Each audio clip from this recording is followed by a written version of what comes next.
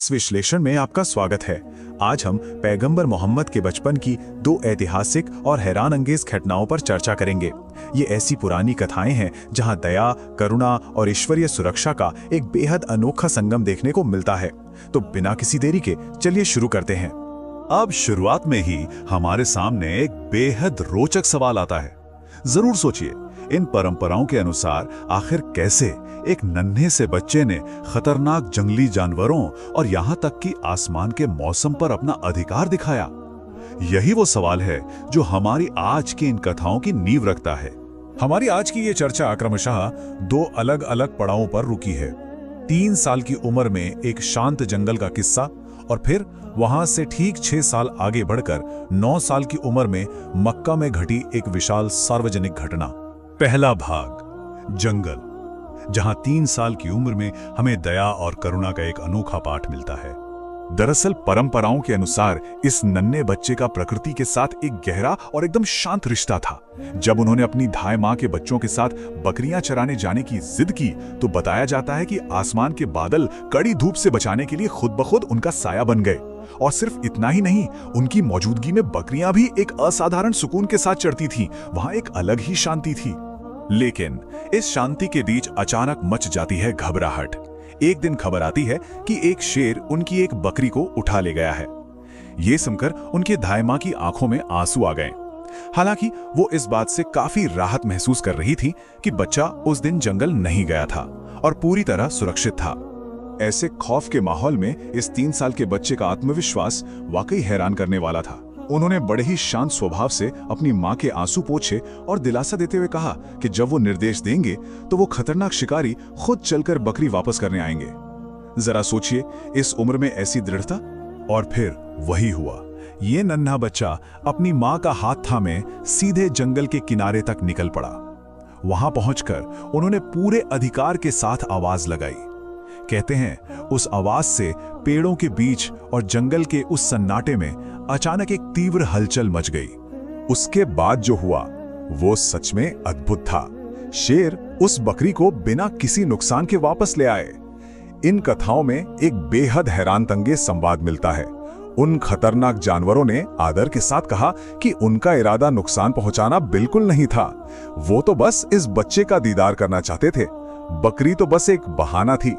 और ये किस्सा उस बच्चे की तरफ से उन जानवरों को माफ कर देने पर खत्म होता है।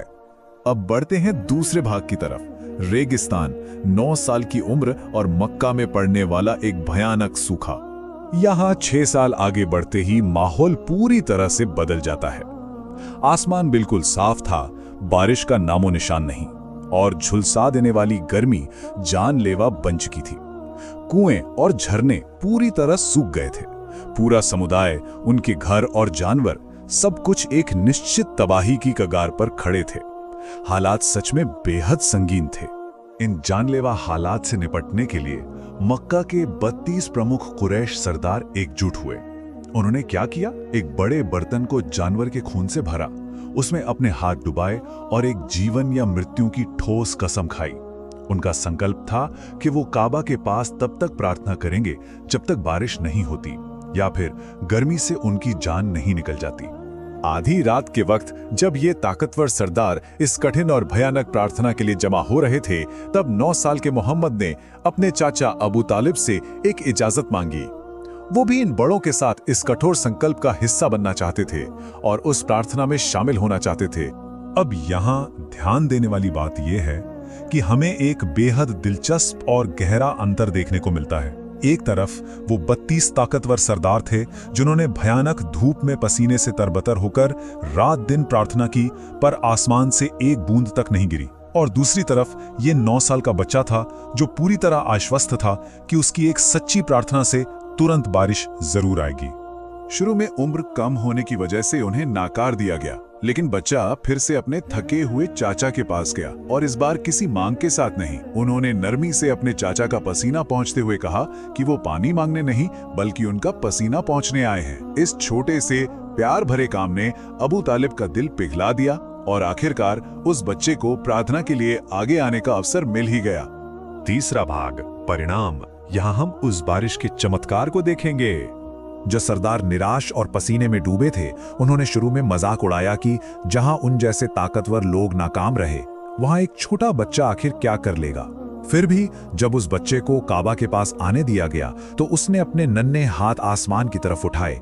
कहा जाता है कि उसने बहुत ही सादगी और आत्मिक पुकार के साथ कहा, ऐ सृष्टि के मालिक, हम प्यासे हैं, अपने बंदों पर रहम करो और हमें बारिश से नवाजो। इसमें कोई दिखावा नहीं था।